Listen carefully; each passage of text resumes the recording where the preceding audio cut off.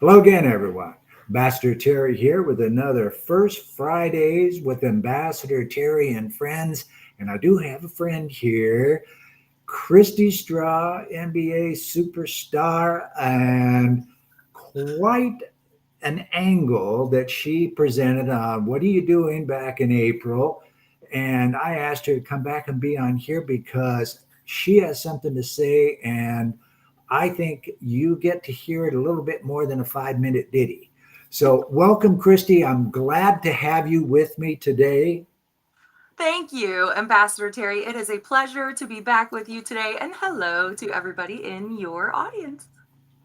Yes. So, today we're talking more about there's a generation out there that we, as the old folks, get to bring along and prepare to take over when we're done. And Mhm. that's Christie's strength. She's traveled all up and down the East Coast talking about it in the past. And we're going to talk about it a little bit more here because it's just that relevant, ladies and gentlemen. So, Christy, perhaps you could start out with that little ditty you talked to me about your luncheon at the country club today. Killer, Yes. absolutely on point. Go ahead. All right. Well, listen. So I love storytelling. I teach and coach storytelling. So y'all are in for a treat today. I had an awesome luncheon. It was a sponsorship luncheon for Cruise Charlotte, which is an organization that supports predominantly women throughout the commercial real estate industry. It has been an exceptional um, membership for me, and I've had a lot of opportunity to grow. And what was really interesting is Crew Charlotte women have seen me when I arrived in Charlotte only 3 years ago as an executive in banking and in wealth management to now leading my very own two or three different things. And so the conversation really came about next gen leadership and the future of work and what people are expecting. And I sort of get a little bit excited about this topic. And so annoyingly, I probably was a little annoying because I had a few hundred things to say. And so I distilled it down into a few different things. And essentially what I told the table was it was me and about seven other women just enjoying some rubber chicken, those lunches. And we were sitting there chit-chatting. And one of the ladies said, I just don't understand the next generation. And it's my hope that they figure it out before too long. And I looked at her and I thought, ooh, do I speak? Do I not speak? She doesn't know who I am. She doesn't, I can't keep quiet. Lady, let me give you some advice. And so here's what was really great. I never met her before. We had a wonderful conversation, but she was sharing with the table how she just finds it really concerning that there doesn't seem to be the same sort of work ethic in the next generation that there is within hers. And I said to her, I said, Teresa, I hope this is like a joke. I'm kind of waiting for you to tell me at some point that you're joking. And she said, well, why would you hope that? And I said, because we have this beautiful little Marie sitting right here who literally came in with you. And I'm guessing is some sort of subordinate or employee or peer to you. And her eyes are about to fall out of her face, listening to the things that you're saying about the next generation. And I'm like, Marie, what say you? And she said, Kristi, this is the problem with going to work and having a career. I'm so jealous of all of my friends who are doing their own thing. They're freelancing, they're consulting, they're cobbling together, what it is that they want from a career. And she said, here I am just showing up 9 to 5 every day. And then I listen to things like this. And I said, what's fascinating about that? Marie, your generation votes with your feet. You flat out will just up and leave. Your daddy's wisdom and advice be damned. You will drive an Uber before you work with people who don't get it. Is it true or is it not true? And I don't want to put you in the hot seat here in front of your boss. And she's like, oh, that's true. So she already said it was true. And I kid you not, Ambassador Terry, 20 minutes after I got home, this is the message that was waiting in my LinkedIn from Marie. She said, it was so good to meet you today. Your message is so motivating and inspiring, especially to me as a younger woman in my career. And I so needed to hear you speak life into me today. Now, this was a 10-minute conversation at a lunch table. And for the shamagers out there who haven't figured out what the problem is, here it is very plainly. She's clearly not working in a place that values her mindset and the unique gifts that she brings to the table. She feels unseen, invisible, and sidelined. And the most of the future of the work have told us many, many times, actually, the thing we feel is that people don't believe in us and they don't think we have any work ethic. I'm here to dispel it for your people today. Ambassador Terry, it's not that they don't have a work ethic, it's that they're not going to work at the expense of their mental health, their work life integration, their ability to be a parent and a spouse and a partner and an advocate and an ally and all the things that are important to this next generation. And the shamagers, who are managers who lead by shame and frankly are just a sham at their jobs, are soon going to find themselves without a workforce at all. And my good friend Marie, who I met today, all but confirmed it. Absolutely, and then it goes earlier this week. I did a 2 Minute Tuesday review of something I put out a few months ago about, you have a shortage, a labor shortage, staff shortage, and you're cutting the benefits of the people that are still there. How are you going to bring new people in when they're talking to the people that are existing there already? And those people are saying, well, yeah, they're cutting back our sick time and doing other stuff, but it's not that bad of a place to work. Are they going to come to work for you? No. The superstars, they're going to laugh at you and walk away because that is not what motivates them. Kristi, you and I have talked.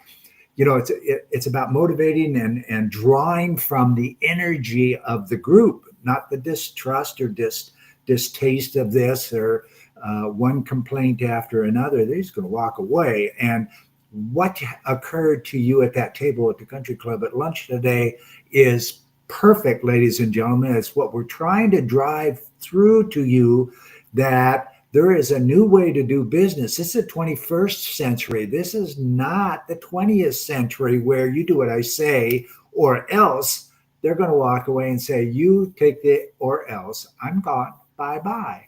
So guess what? If you're going to save your business, that's what you're working for.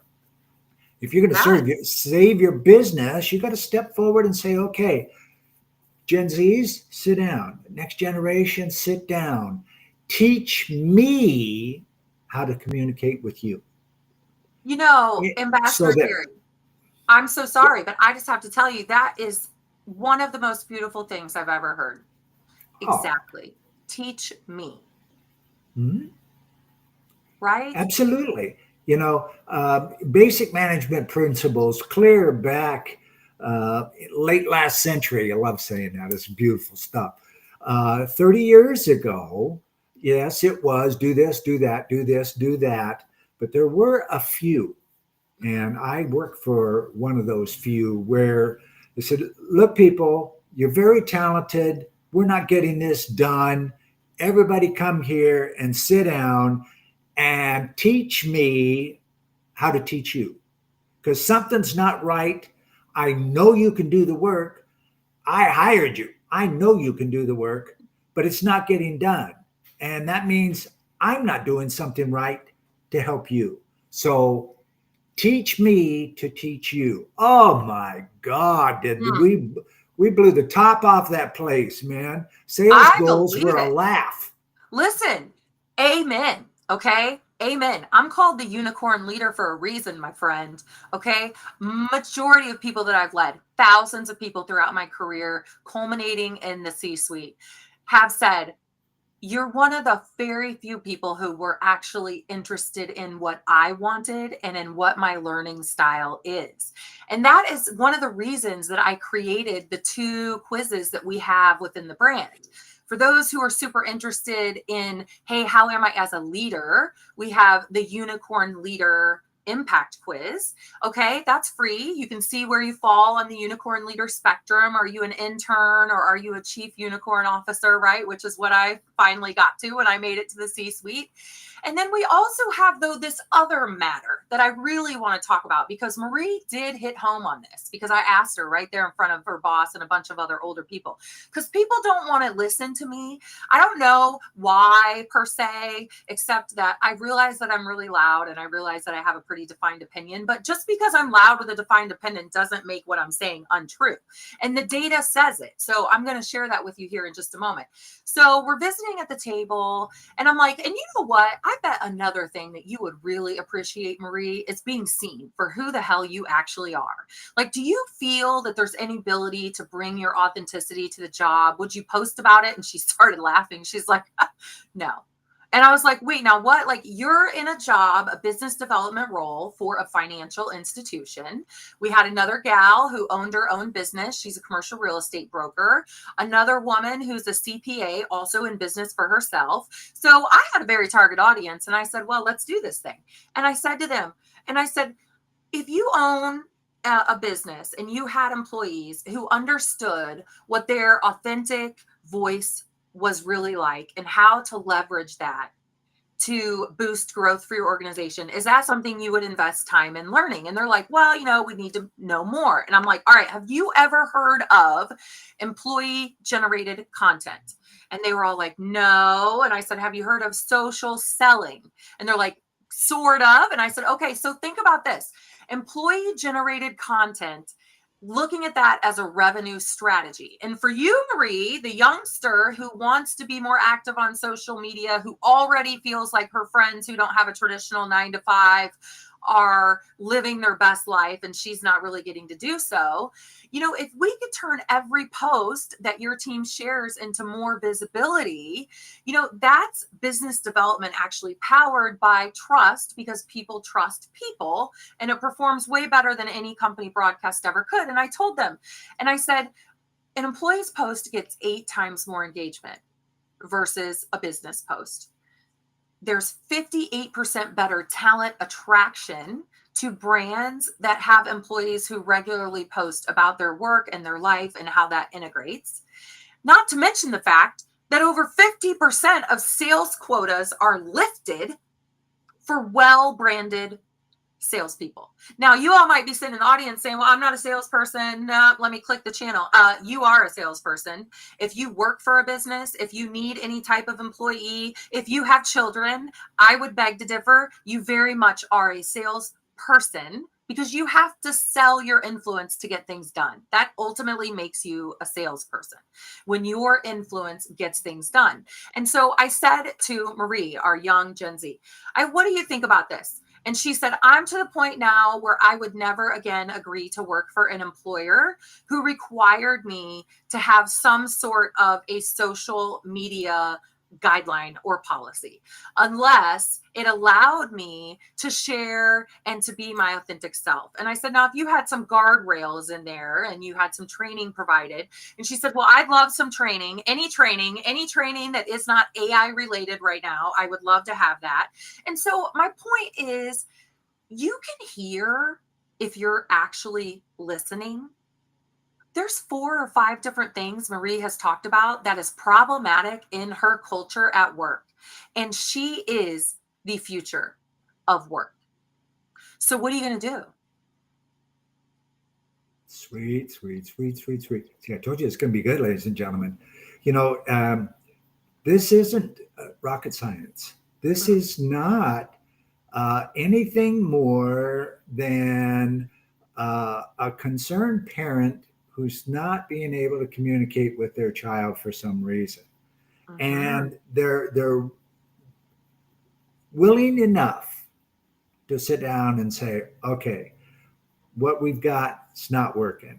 So let's together figure out what can work. Because one day in the future, you're going to have a child too. And I would like to think that I had some support in the way you raised that child later on, with the love and the understanding I'm giving to you today, my dear child. Only you're saying it to an employee. Say, look, you're really talented. You're really doing some super stuff here. But once in a while, it's kind of good to just sit back a little bit and review what we're writing. I'm not telling you what to write. I am telling you what is not good for our company to get written. And what goes on in the back of the house stays in the back of the house. There's some social responsibilities. Sure. But, ladies and gentlemen, those employees are sending social media messages to target market. Mm-hmm. Okay. The top of your prospective client chain is being read by these people who are excited about who they are and how they fit into this super company that's doing these cool things or selling these amazing things. Okay. And not relying so much on AI. AI is part of the future. We all Mm-hmm. get to figure Absolutely. out how it works. All right. Let's go back 130 years. People didn't have social media or any of what things that we're doing right now, but they had to figure out what they were going to do about this Ford guy and these automobiles interrupting the flow of good horses and carriage traffic downtown. Yes. It's the Well, same thing, it is. only a little different. Well, but you're right though. What you say is so on point because it is the same thing. Think about it though. So you went and bought a Ford. You were super glad it was black because you couldn't get any other color. You went and talked to your neighbor down the farm about 4 miles about their Ford. And then you went and talked to 12 people at church and then they bought one. Okay. It's the same thing that's happening on social media today, right? Which is why I continue to talk to people about employee-led brand development and why it's so important. It is not a threat. All I ever hear from executive leadership team is, well, they're probably trying to get a different job. That's the only reason they're posting. Well, they're okay. First of all, how cynical and scarcity mindset is that? And I hate to break it to y'all, but I sat in a C-suite and that is what they think. So just know that that is what they think and that is what they say. So you need to be prepared and on the offensive anyways when you start navigating this conversation if it's not one that's necessarily supported by your org. But the good news is most organizations recognize the power of social media. They're trying to wrap their minds and their arms and their hands around how do we give so and so some freedom to write, right? But at the same time, make sure that they're not bringing in things that aren't appropriate. That's not really so different than the types of HR conversations I used to have to sit in with managers at a bank, right? Or a teller did this, or somebody put something on Facebook, or somebody wrote something here, or somebody sent a text. It's honestly the same. It's not any different. I don't understand the concern, except I think the concern comes from not understanding. And in my experience, Ambassador Terry, people judge what they do not understand. And so instead of these leaders sitting down and saying, hey, teach me how to be a great leader for you, like you so eloquently mentioned earlier, let's just judge it and say, well, we don't need that. And maybe their jobs will be replaced with AI. And let's just see how far you get, because I'm telling you, it's not the right attitude. Oh, you got this going. You got this going.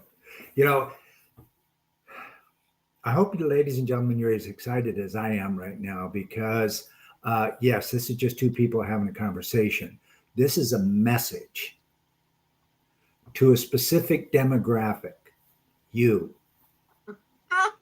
So, how do we know it's you? Because it's everybody. Yes. Whether you're a mom and pop operation who love each other as a husband and wife or whatever dearly and can't work together for nothing, guess what? You get to sit down and teach each other how to teach each other. Mm-hmm. It's no different than the Bank of America's chief executive board sitting down and saying, okay, this part of Bank of America is not working so well. What can we come up with for suggestions to help them out rather than do we replace the leader? Well, and think about that though. Yes. And that question in and of itself has to be predicated on some sort of psychological safety, which, as most people would tell you, also, shamagers are terribly not good at allowing or cultivating or encouraging psychological safety. And so a lot of people will tell you, I don't really feel safe to be innovative. I don't feel safe to put ideas out there. I don't want to lead with the idea because one, it might be stolen. That happens.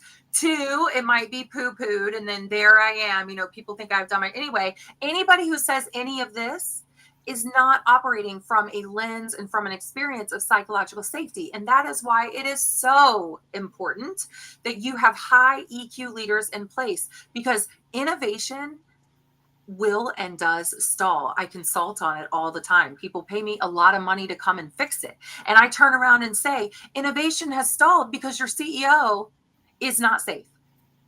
He's not psychologically safe. He does not make people feel that they can share ideas. He will hold that against them later. People gave stories about these things that were happening, and it did not help them feel safe to come up with solutions. And so here we are. We have this next generation ready to come in, and they're excited to get to work. They may want to work more in a fractional capacity, but I'm going to tell you, you're going to get some great skills and assets, right, during that fractional time that they're there, whatever that looks like. And we don't have people sitting in the C-suite and sitting in executive leadership willing to reimagine what the future looks like in the org to support the upcoming workforce behavior. That's problematic. Absolutely. Absolutely. Well, that is our little conversation for this month, Mental Health Month. Take care of yourself first. That's not being selfish. Take care of your people because you want to, not because it's a check mark on your bonus. Okay? And leave us your comments because we would love to talk to you. And you can find us quite easily here on LinkedIn. Thank you again, Kristi. I knew this was going to be fantastic, my friend. Oh, thank you so much. Have a good day, everybody. Bye bye for now.